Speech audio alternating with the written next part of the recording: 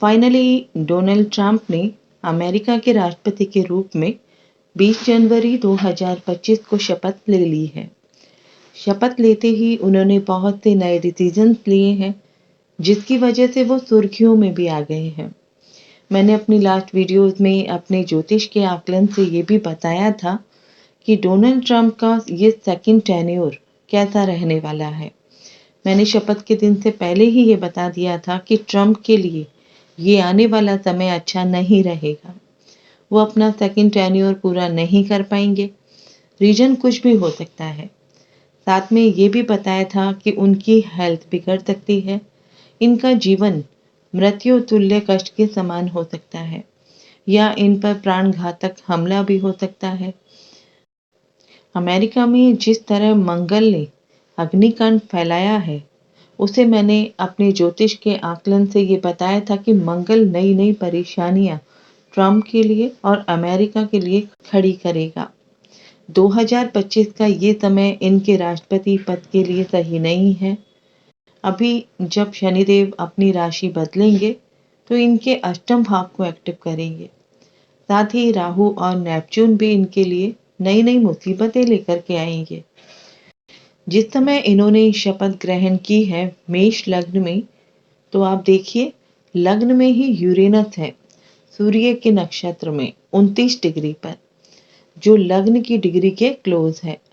इसके अलावा लग्नेश मंगल वो भी 0 डिग्री पर है और वो भी यूरेनस की डिग्री के क्लोज है, जो जुपिटर के पुनर्वसु नक्षत्र में है। फोर्थ हाउस हम जानते हैं सिंहासन का भाव होता है, जनता का भाव होता है। ऐसे में लग्नेश होकर मंगल का यहाँ नीच राशि में होकर वक्री होना और 12th के राहु से दृष्ट होना कुछ और ही संकेत देता है। फोर्थ हाउस हम जानते हैं मानसिक सुखों का हाउस भी है, जनता के सपोर्ट का हाउस भी है और इसका डिस्पोजिटर चंद्रमा, जो फोर्थ हाउस का नैसर्गिक कारक भी है, वो 6th हाउस में चला गया केतु के साथ में। तो यहाँ ट्रंप ज्यादातर अपना समय और अपना माइंड अमेरिका की जनता के साथ ना होकर अपने घर परिवार को ज्यादा देते हुए नजर आएंगे। शुरू में जैसा उन्होंने कमिटमेंट किया है कि वो शांति दूत बनकर सभी देशों के बीच चल रहे कॉन्फ्लिक्ट को, उनके युद्ध को खत्म करवा देंगे, तो ऐसा मुझे नजर नहीं आता। इनफैक्ट ट्रंप के लिए नई परेशानियां खड़ी कर दी जाएगी और इसकी शुरुआत ईरान की तरफ से होती हुई नजर आती है। आप देखिए लग्नेश और अष्टमेश होकर मंगल 7th हाउस को भी एस्पेक्ट दे रहा है। 7th हाउस वॉर को रिप्रेजेंट करता है, इंटरनेशनल लेवल पर आपके रिलेशनशिप को रिप्रेजेंट करता है। मंगल का नक्षत्र लॉर्ड जुपिटर भी 2nd हाउस में है वक्री अवस्था में और वो शत्रु राशि में है, जो 2nd हाउस के साथ साथ 7th हाउस को भी एक्टिव कर रहा है। तो कहा जा सकता है कि ट्रंप के आने के बाद कुछ और नए देशों के साथ इनके आपसी संबंध बिगड़ जाएंगे और हालात युद्ध जैसे बन जाएंगे। इन पर जानलेवा हमले भी होंगे। ये मैंने अपनी लास्ट वीडियो में भी बताया था।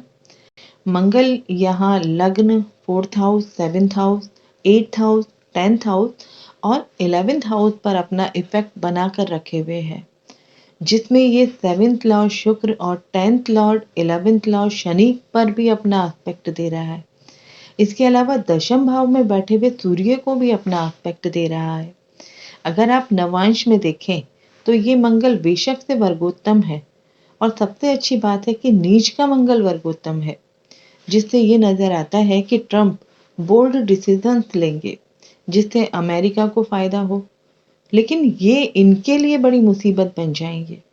नवांश में भी 4th हाउस पर मंगल का एस्पेक्ट है लग्न चार्ट की तरह और साथ ही सूर्य का इन्फ्लुएंस भी है लग्न की तरह। यहाँ सूर्य के साथ केतु है, तो लग्न चार्ट में 4th लॉर्ड चंद्रमा के साथ केतु है। तो आप समझ सकते हैं कि ट्रंप का ये टेन्योर इनके लिए राजनीतिक स्तर से लेकर इनके अपने जीवन के लिए घातक बन सकता है। अगर आप अष्टक वर्गा देखें तो यहाँ भी मंगल ने अपने भिन्नाष्टक में 4th हाउस को केवल 3 अंक दिए हैं, लेकिन हाँ 11th हाउस को मंगल ने 6 अंक दिए हैं। इसका अर्थ है कि ट्रंप कुछ ऐसे डॉक्यूमेंट पर साइन करेंगे कुछ ऐसे कानून को ग्रीन सिग्नल देंगे जो अमेरिका और वहां की जनता के फेवर में हो। लेकिन दोनों ही चार्ट में मंगल को राहु कुछ करने से रोक रहा है, यानी इन्हें इनके मकसद में कामयाब होने से कुछ असामाजिक तत्व इनको रोक लेंगे। अभी आप देखें तो मंगल, राहु और शनि की दशा है 23 फरवरी 2025 तक, जो पिछले साल दिसंबर से ही शुरू हो गई है।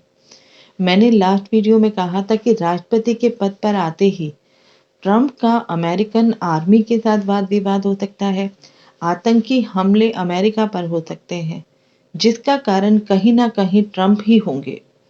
तो इस समय यानी 24 जनवरी से लेकर 6 जून तक का समय इनके लिए अच्छा रह सकता है, जिसमें ये इन सब चीजों से बाहर भी निकल जाएंगे और अपने बोल्ड डिसीजन से सुर्खियों में भी आएंगे। क्योंकि इस समय अवधि में मंगल कर्क राशि में वक्री अवस्था में ही शत्रु बुध की मिथुन राशि में जाएंगे और एक बार फिर से वापस कर्क राशि में आएंगे।